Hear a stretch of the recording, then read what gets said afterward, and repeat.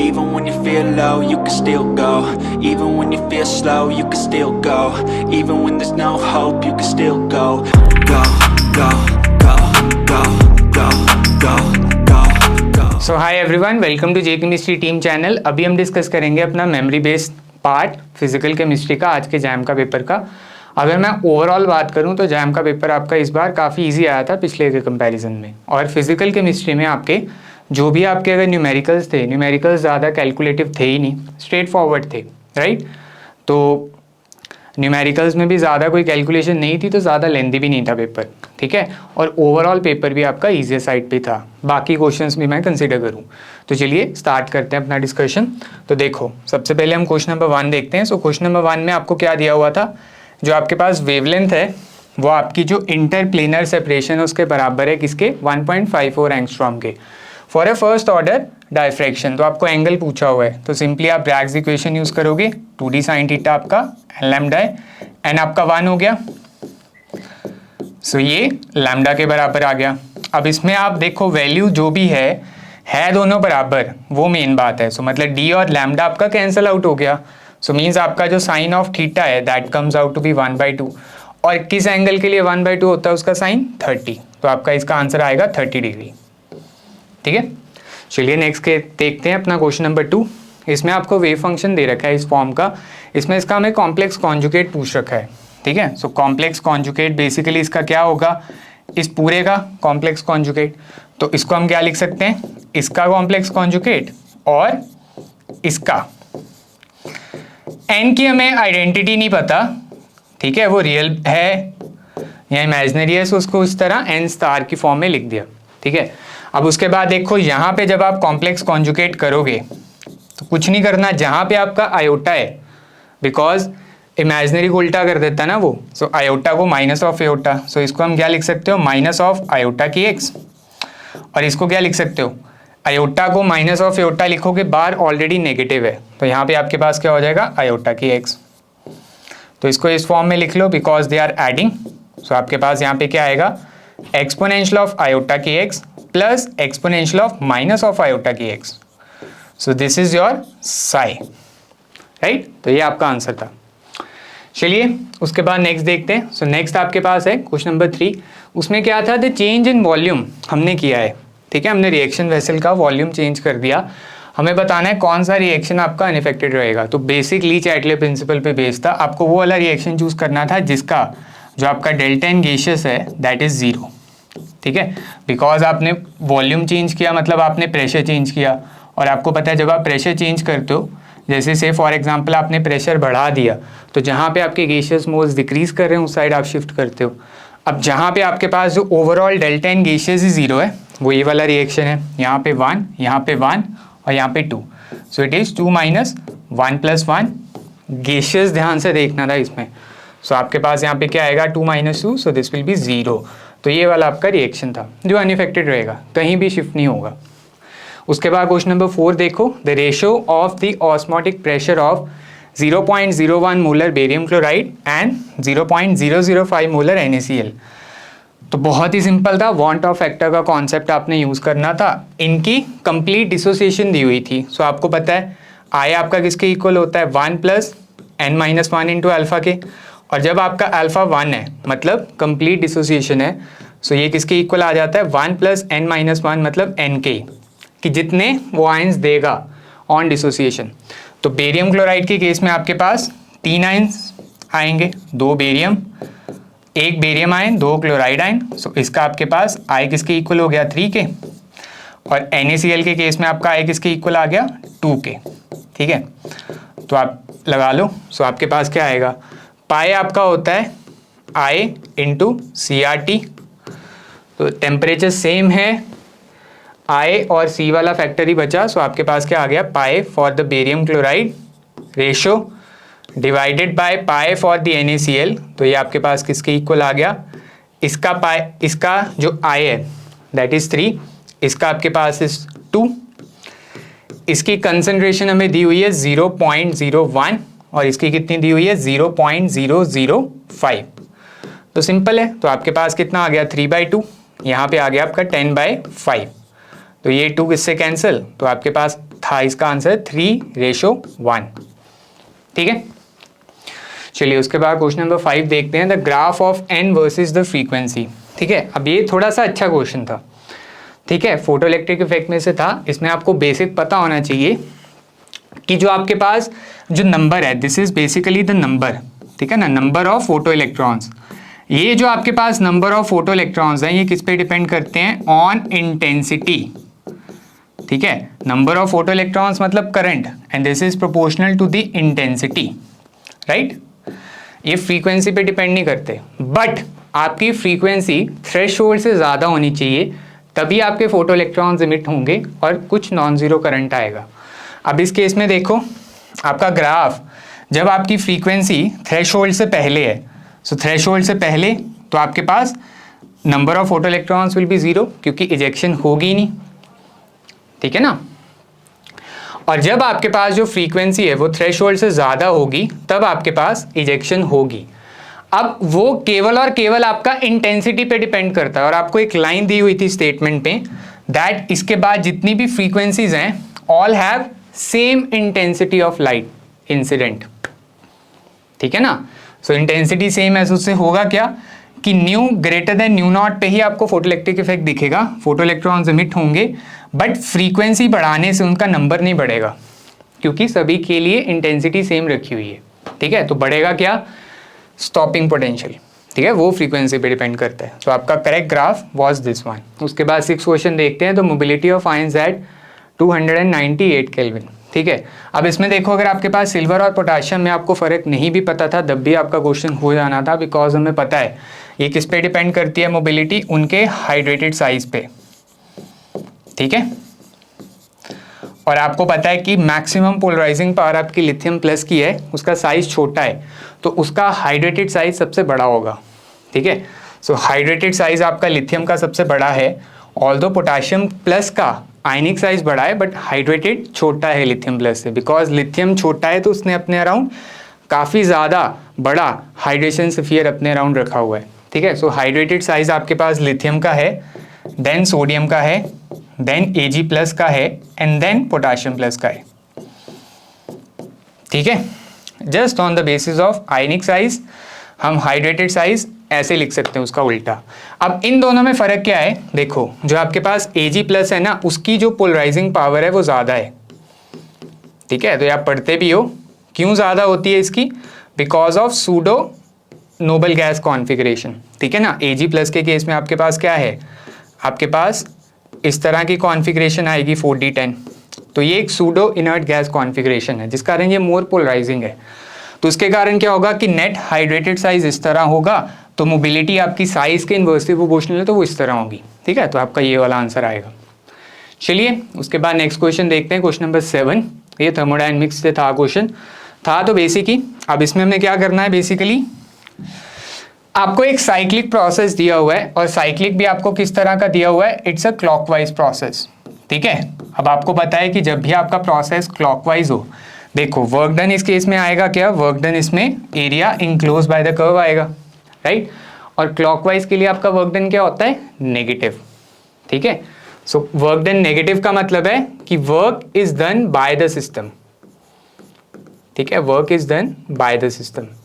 किस पे करेगा, सराउंडिंग्स पे, ठीक है। सो ऐसे लिख सकते हो, work is done by the system on surroundings, तो वर्क आपका नेगेटिव है, तो ये वाली स्टेटमेंट आपकी करेक्ट थी, बाकी आपके गलत थे। क्यों, देखो यू वाला, देखो एंट्रोपी और इंटरनल एनर्जी तो आपके पास स्टेट फंक्शंस हैं, तो किसी भी साइक्लिक प्रोसेस के लिए आपके पास यहाँ पे डेल्टा यू और डेल्टा एस दोनों ज़ीरो होंगे, वर्क और डब्ल्यू आपके ज़ीरो नहीं होंगे बिकॉज पाथ फंक्शंस हैं, और जो हीट है मतलब वर्क और क्यू आपके नॉन ज़ीरो होंगे, और जो क्यू है, अब वर्क का साइन नेगेटिव है तो क्यू का साइन आपका पॉजिटिव आएगा, है ना, इस तरह दैट आपके पास delta U equal to Q plus W है।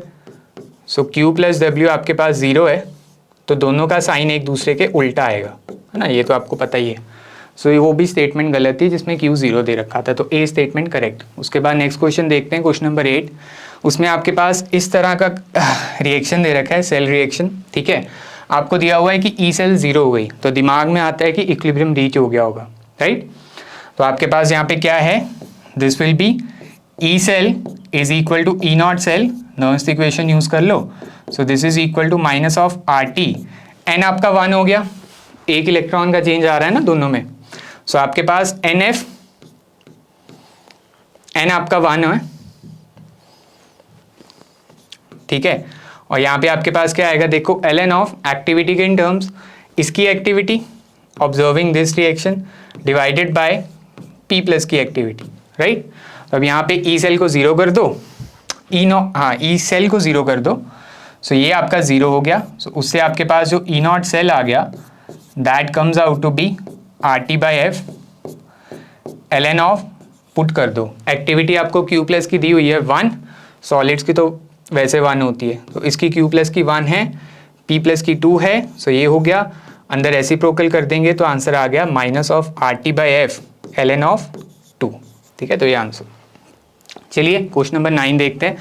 आपके पास नाइट्रोजन और ऑक्सीजन गैस है which are kept at same temperature, ठीक है। तो सेम टेम्परेचर, तो आपको करेक्ट स्टेटमेंट पूछी हुई थी। देखो एक ऑप्शन में था कि जो आपकी एवरेज काइनेटिक एनर्जी है that is inversely proportional to temperature, तो ऐसा तो होता नहीं है, वो डायरेक्टली प्रोपोर्शनल होती है ना टेम्परेचर के। अगर मैं अकेली ट्रांसलेशनल काइनेटिक एनर्जी की बात करूं तो उसका आपको फॉर्मूला भी पता है। अगर मैं पर मॉलिक्यूल बात करूं तो आपके पास होता है 3/2 kT, है ना, 3 ट्रांसलेशनल डिग्रीज ऑफ फ्रीडम।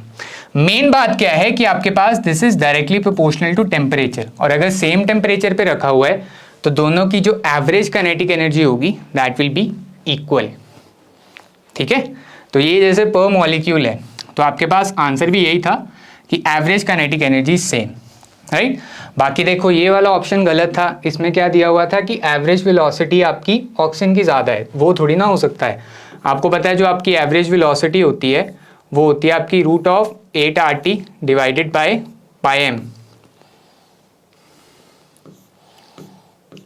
ठीक है। So this is inversely proportional to √m, और आपको पता है मास किसका ज़्यादा है, ऑक्सीजन का, तो उसकी कम होगी ना एवरेज, तो ये ऑप्शन गलत है। तो आपका ऑप्शन सी करेक्ट था। चलिए उसके बाद नेक्स्ट क्वेश्चन देखते हैं। तो ये वाला क्वेश्चन आपका रहता है MSQ, ठीक है, MSQ फिजिकल में से MSQ पूछा था। सो फटाफट देख लेते हैं। देखो ऑप्शंस में क्या था, आपका रिएक्शन एक्सोथर्मिक है।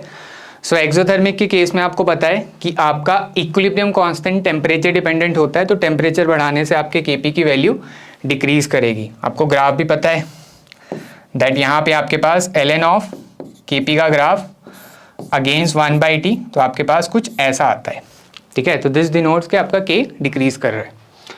उसके बाद नेक्स्ट देखो, तो ये स्टेटमेंट करेक्ट है। उसके बाद नेक्स्ट देखो, वॉल्यूम डिक्रीज करने से प्रोडक्ट फॉर्मेशन इंक्रीज होगी, राइट।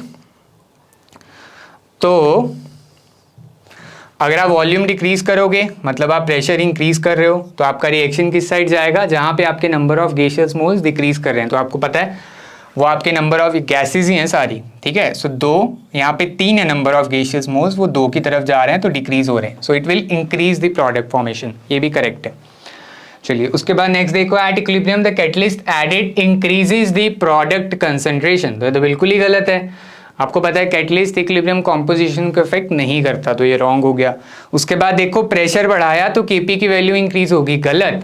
Kp अनइफेक्टेड रहेगा, ठीक है ना। Kp आपका टेम्परेचर डिपेंडेंट होता है केवल, और आपका रिएक्शन किस तरह लिखा हुआ है उस पर डिपेंडेंट होता है। तो ये वाली स्टेटमेंट भी आपकी रॉन्ग है।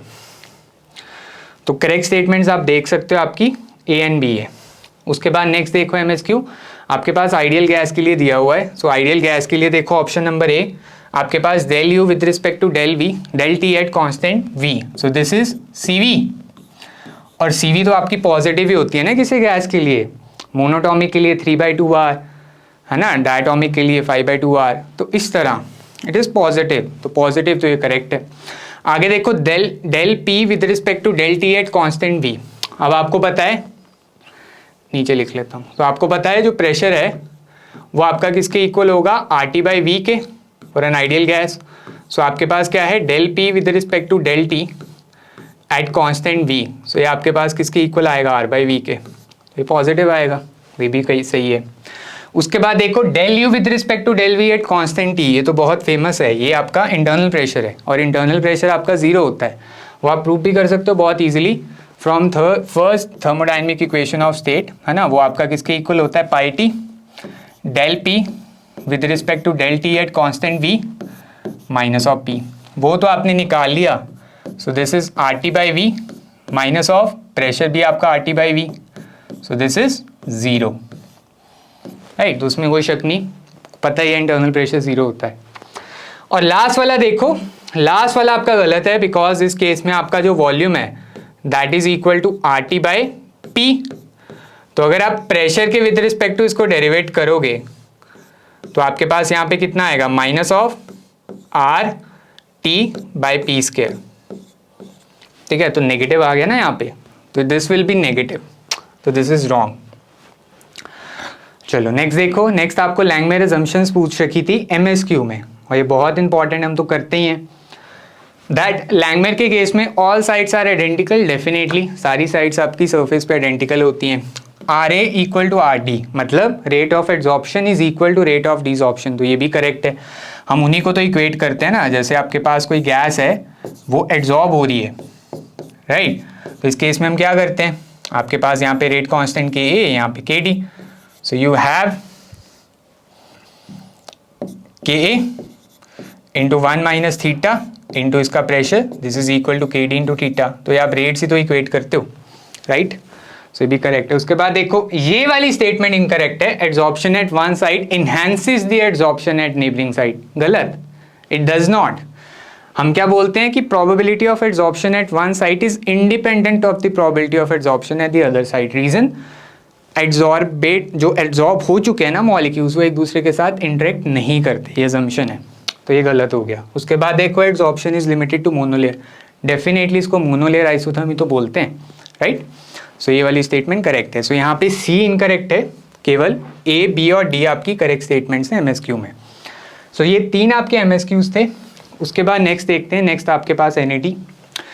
सो ये वाला क्वेश्चन अगेन बहुत ही बेसिक, वन डायमेंशनल बॉक्स है, आपको एनर्जी डिफरेंस पूछा हुआ है फॉर N3 एंड N2। सो आपके पास यहाँ पे क्या आएगा, 3 square h square upon 8 ml square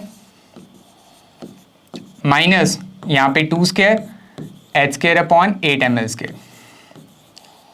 तो यहाँ पे आ गया 9, यहाँ पे आ गया 4, 9 माइनस 4 तो आपके पास आ गया 5। सो 5h square upon 8 ml square. तो इस फॉर्म में दिया हुआ था, तो आपको x की वैल्यू पूछी हुई थी। सो x इस केस में किसके इक्वल है, सो x इस केस में किसके इक्वल है, 5 के। इस फॉर्म में दिया हुआ था आपको NAD की।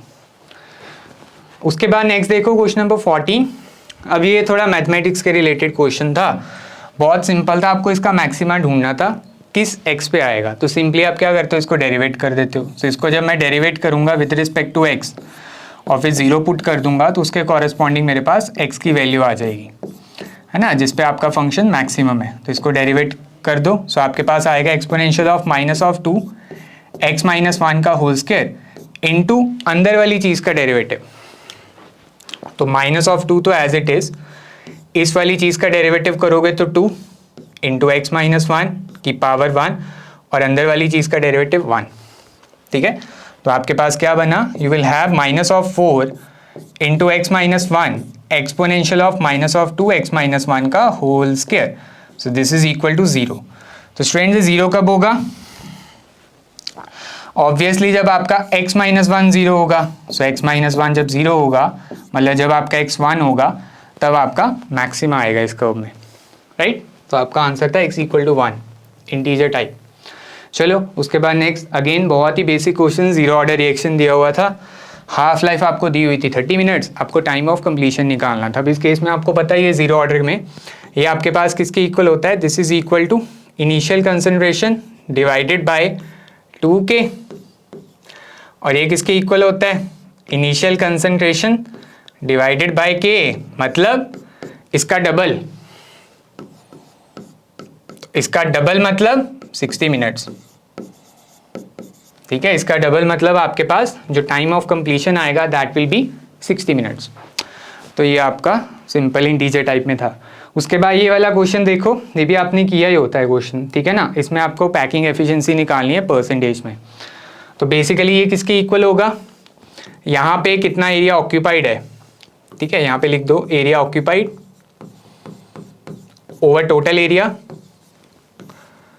यहाँ पे आप लिख सकते हो टोटल एरिया क्या आएगा, ये जो आपको स्क्वायर बना के रखा हुआ है उसका एरिया, ठीक है। सो टोटल एरिया आपके पास कितना है, ए स्क्वायर, बिकॉज वो स्क्वायर है, और ए आपका 2r के बराबर है। So this is equal to 2r का होल स्क्वायर, मतलब this is equal to 4r square. और एरिया ऑक्यूपाइड कितना है, यहाँ पे लिख लो ना, एरिया ऑक्यूपाइड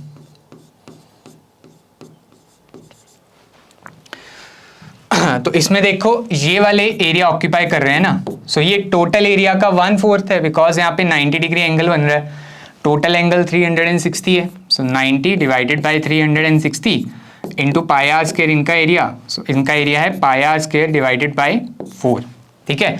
और ये टोटल कितने हैं, 4 है। So this is 4 into pi R square divided by 4, so this becomes pi R square. तो इन दोनों को डिवाइड कर दो, सो आपके पास कितना आ गया, you will have pi R square divided by 4 R square, तो आपके पास कितना आ गया, पाई बाई 4, ठीक है। और पाई बाई 4 परसेंटेज में करोगे तो इंटू 100 करना है, यहाँ पे मैंने इसको परसेंटेज में नहीं किया, ठीक है। तो अभी जब आपने परसेंटेज में करना है तो फाई आपका परसेंटेज में किसके इक्वल आएगा, 100 पाई बाई 4 के। अब पाई की वैल्यू एग्जैक्ट पुट करनी है कैलकुलेटर में, ठीक है।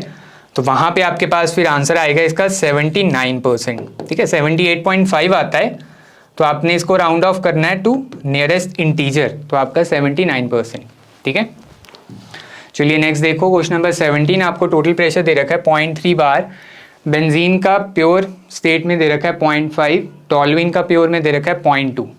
तो आपको क्या निकालना है, मोल फ्रैक्शन निकालनी थी बेंजीन की, ठीक है। तो बहुत ईजी है, रॉल्स लॉ यूज करो, तो आपके पास यहाँ पे आएगा क्या, you will have total pressure which is 0.3, ये किसके इक्वल आएगा, 0.5 इंटू इसकी मोल फ्रैक्शन, इसको x मान लो, so this is x plus इसका प्योर में वेपर प्रेशर इंटू इसकी मोल फ्रैक्शन, इसकी मोल फ्रैक्शन कितनी आएगी, 1 माइनस एक्स, राइट। तो आपके पास यहाँ पे कितना हो गया, 0.5x minus of 0.2x plus 0.2, this is equal to 0.3। तो यहां से आपका x किसके इक्वल आता है, 1/3 के। तो आपका आंसर था round off to 2 decimal places 0.33। तो ये बेंजीन की मोल फ्रैक्शन है, राइट। उसके बाद देखो क्वेश्चन नंबर 18, ये भी सिंपल था, हैंडरसन हेजलवैश इक्वेशन से था, ठीक है। बफर आपको दिया हुआ है, सो आप इक्वेशन यूज कर लो। pH आपका किसके इक्वल है, pKa which is 4.4 plus log of salt की कंसेंट्रेशन डिवाइडेड बाय एसिड की कंसेंट्रेशन। तो सॉल्ट की कितनी कंसेंट्रेशन आएगी, देखो आपका 2 ग्राम है, सो 2 ग्राम है, उसका मोलर मास कितना है सॉल्ट का, 144, राइट। और नीचे आपके पास एसिड की कंसेंट्रेशन आएगी, हाँ यहाँ पे 4 आना है, यहाँ पे 4 आ गया, 4 डिवाइडेड बाय 144, और एसिड की कंसेंट्रेशन कितनी आएगी, 2 डिवाइडेड बाय 122, ठीक है। तो बेसिकली लॉग के अंदर वाली ये जो टर्म है इसको सॉल्व कर लेना, और कैलकुलेटर के अंदर इसका लॉग ले लेना, राइट। मेमोरी में स्टोर करके देन लॉग ले लिया, तो आपके पास यहाँ पे आंसर कितना आता था, ये 4.2 है pK, ठीक है। तो यहाँ पे आपका आंसर आ जाता है 4.4, लॉग लेके उसमें ऐड करोगे देन राउंड ऑफ करोगे तो आपके पास 4.4, ठीक है। 1 डेसिमल प्लेस पे राउंड ऑफ पूछा था, तो आपके पास ये आ गया। चलिए उसके बाद क्वेश्चन नंबर 19 देखते हैं। तो डायरेक्ट मोल कॉन्सेप्ट का क्वेश्चन था, आपको रिएक्शन पता है जब आपका P4 ऑक्सीडाइज करेगा इनटू P4O10, ठीक है। सो आपको यहाँ पे डायरेक्टली पता लग रहा है कि इसका 1 मोल इसका 1 मोल दे रहा है, राइट। तो जब आपके पास 0.2 मोल्स हैं P4 के, तो वो क्या करेंगे, 0.2 मोल्स देंगे P4O10 के, बट आपको क्या दिया हुआ है, आपको उसका मास पूछा हुआ है, कितना मास आएगा। तो इसका जब आप मोलर मास निकालोगे, आपको वैल्यूज दी हुई थी, फॉस्फोरस का आपका 31 है, सो 31 इंटू 4 प्लस 16 इंटू 10 करोगे, सो 284 आएगा, राइट। तो फिर आपने क्या करना है, इसको 0.2 से मल्टीप्लाई कर दो, तो आपके पास जो आंसर आएगा that will B 56.8 grams, right. तो डायरेक्ट मोल कॉन्सेप्ट। चलिए उसके बाद 20th क्वेश्चन देखो। सो 20th में बेसिकली गामा फोटोन दिया हुआ है जिसकी एनर्जी कितनी है 0.66 मेगा इलेक्ट्रॉन वोल्ट, आपको उसकी वेवलेंथ निकालनी थी 9 एंगस्ट्रॉम। ठीक है, सो आप फॉर्मूला यूज़ करोगे hc/e, बिकॉज ई आपका hc/λ है। अब वैल्यूज़ पुट करोगे, उन्होंने वैल्यूज़ जो दे रखी थी उस अकॉर्डिंग ही पुट करना, ठीक है, उस अकॉर्डिंग ही पुट करना होता है। तो ये आपको h की वैल्यू दे रखी है, आपको c की वैल्यू दे रखी है, और नीचे आपको दे रखा था कि 1 मेगा इलेक्ट्रॉन वोल्ट इतने जूल है, तो वो ऑब्वियस है, देखो -19 होता है और मेगा का 10⁻⁶ -19 से जुड़ के -13 आ गया, तो मैंने डायरेक्ट वैल्यू पुट कर ली। अब आपको देखो जूल आपका जूल से कैंसिल, सेकंड आपका सेकंड से कैंसिल, तो यहाँ पे आपका जो आंसर आएगा that will be in metres. अब मेरे को एंगस्ट्रॉम में चाहिए, तो मैंने क्या किया, इसको 10⁻10 से मल्टीप्लाई कर दिया to calculate it in angstrom, right. तो मेरे पास आंसर कितना आ रहा है, round off to 3 decimal places, ठीक है, so I get this answer. Okay, चलो क्वेश्चन नंबर 21 देखते हैं। आपको ट्रांसमिटेंस दी हुई है कितनी, 50% फॉर अ 1 मोलर सोल्यूशन, ठीक है। अब आपने क्या किया, आपने कंसंट्रेशन को डबल कर दिया, सो आपसे ट्रांसमिटेंस पूछी हुई है, तो बहुत इजी है। देखो सबसे पहले एब्जॉर्बेंस निकाल लो। सो एब्जॉर्बेंस आपके पास किसके इक्वल है, -log t के। t आपके पास 50% है, फ्रैक्शन में 50/100 मतलब 1/2, तो ये आपके पास कितना आ गया log 2। सो एब्जॉर्बेंस आपके पास कितनी है log 2 इनिशियल सोल्यूशन की। अब आपको पता है जो आपकी एब्जॉर्बेंस होती है वो आपकी किसके इक्वल है, एप्सिलॉन CL के, मतलब it is directly proportional to concentration. तो कंसंट्रेशन डबल कर दी तो एब्जॉर्बेंस भी डबल हो गई। सो एब्जॉर्बेंस आपकी जो नई वाली है वो आपकी किसके इक्वल आई, 2 log 2 के, डबल कर दी, राइट। तो ये आपका किसके इक्वल आ गया, log 4 के, ठीक है। log 4 आपका 0.6 समथिंग था, मैं यहाँ पे अप्रॉक्सीमेट कर रहा हूँ आपको बताने के लिए, राइट। तो अब आपके पास a डैश किसके इक्वल है, -log t dash, it is equal to 0.6, ठीक है। सो t डैश का log it is equal to -0.6, ठीक है। तो यहां से आपका जो t डैश आएगा वो आएगा डायरेक्टली आपका 1/4 के बराबर, ठीक है ना। क्योंकि आप क्या करोगे, आप इसका एंटी लॉग लोगे 10 टू द पावर में। सो आपके पास यहाँ पे क्या आएगा, यहाँ कर देता हूँ। सो आपके पास यहाँ पे क्या आएगा, 10 to the power -0.6, this is equal to t dash, ठीक है। और ये आया 1/10 to the power 0.6, this is t dash, and this is basically 4 only, because log 4 आपका 0.6 होता है, so this is 4 only, okay. तो ये आ गया। अब इसका परसेंटेज में कर दो, सो परसेंटेज आपके पास कितना आएगा, फिर percentage will be equal to, इसको 100 से मल्टीप्लाई कर दिया तो 25%। ऑब्वियसली ट्रांसमिटेंस आपकी कम हो गई ना, एब्जॉर्बेंस बढ़ गई थी, तो 25% इसका आंसर है। उसके बाद 22nd क्वेश्चन देखते हैं। इसमें आपके पास क्या है, आपको एक QCl टाइप ऑफ सॉल्ट दे रखा है, बेसिक इलेक्ट्रोलिसिस का क्वेश्चन था ये, ठीक है। आपको दिया हुआ है कि 40 ग्राम डिपॉजिट हुआ और Q का जो मोलर मास है वो भी कितना दिया हुआ है, 40 ग्राम पर मोल, ठीक है। अब आपको इक्वेशन से पता है क्या, दैट Q+ जब रिड्यूस होगा तो वो 1 इलेक्ट्रॉन का गेन करेगा, और वहीं जो क्लोराइड है जब वो ऑक्सीडाइज होगा तो सेम उस 1 इलेक्ट्रॉन का लॉस करने के लिए उसका आधा मोल रिलीज होगा। तो अब इससे क्या पता लग रहा है कि 40 ग्राम है, मतलब 1 मोल ऑफ इलेक्ट्रॉन्स रिडक्शन के लिए यूज हुए होंगे, मतलब इसने भी 1 मोल इलेक्ट्रॉन्स दिए होंगे, मतलब इसका आधा मोल बना होगा 1/2, राइट। सो अब आप क्या यूज करो, PV is equal to nRT।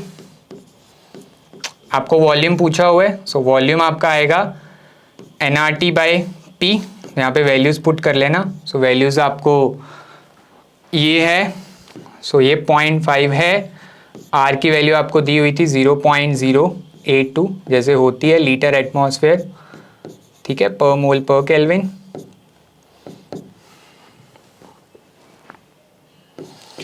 Temperature आपका है 298 केल्विन डिवाइडेड बाय 1 atm, ठीक है। तो इसको सॉल्व करोगे, so will have answer as 12.2 litres, right. इसका भी मोल है, उसके मोल से कैंसिल हो जाएगा, तो आपका लीटर्स में आंसर आएगा। सो कितना आएगा 12.2 लीटर्स, राइट। चलिए उसके बाद 23 क्वेश्चन। अब ये ना कैलकुलेटिव क्वेश्चन था, ये सिंगल कैलकुलेटिव क्वेश्चन था जिसमें आपका टाइम जाना था, राइट।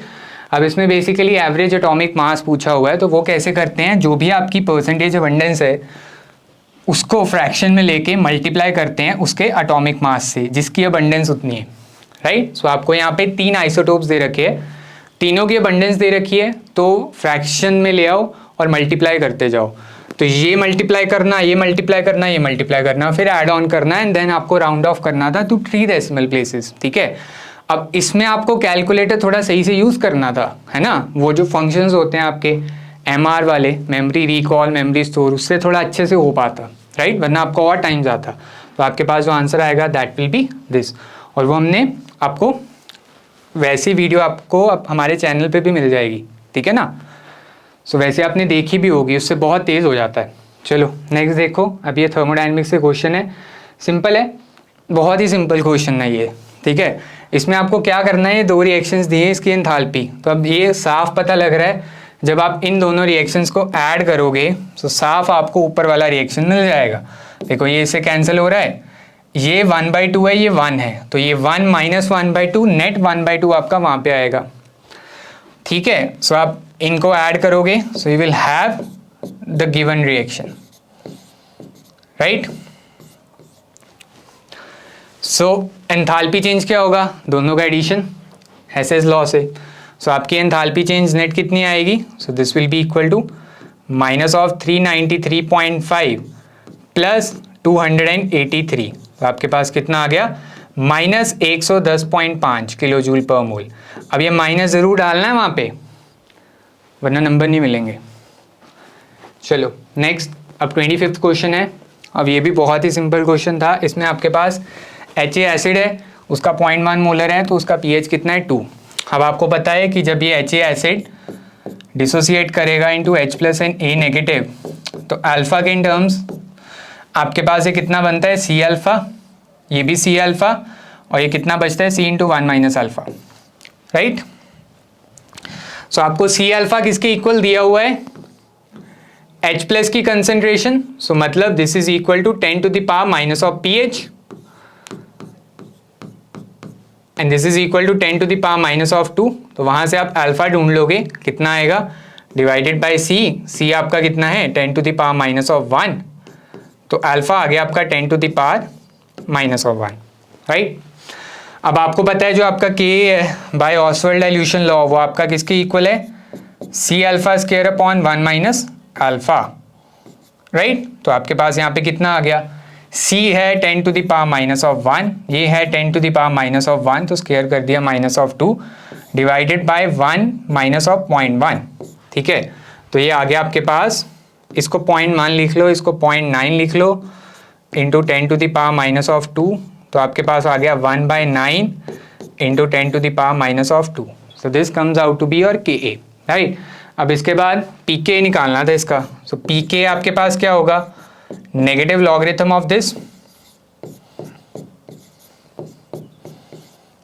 तो ये आपके पास आ गया 2 माइनस ऑफ लॉग ऑफ 1/9, तो इसको आप क्या लिख सकते हो, 2 plus log of 1, 2 plus log 9, log 9 को आप लिख सकते हो 2 log 3, और इसको सॉल्व करोगे तो आएगा 2.95।